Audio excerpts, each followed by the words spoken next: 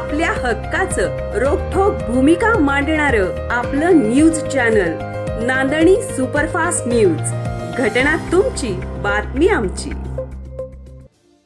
परांडा तालुक्यात पावसामुळे कांद्याच्या उत्पन्नात मोठी घट.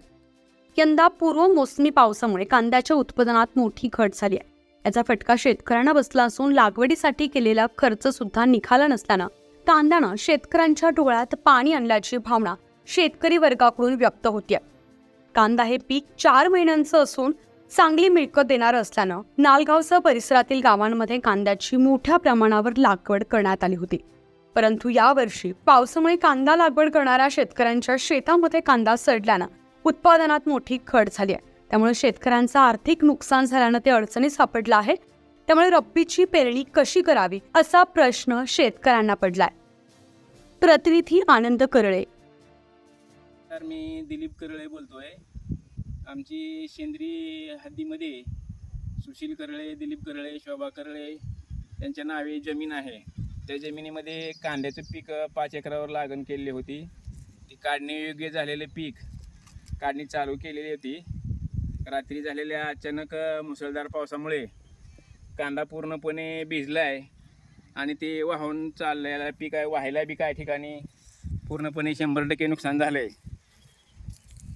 तर प्रशासनानं विमा कंपनीचा विमा बी घेतलेला आहे आम्ही.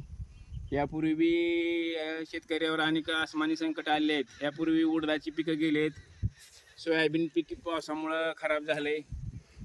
शेतकऱ्यानं आतोनात खर्च करून उभा केलेलं जे शेती पीक आहे त्या पिकाचं 100% नुकसान झालेलं आहे.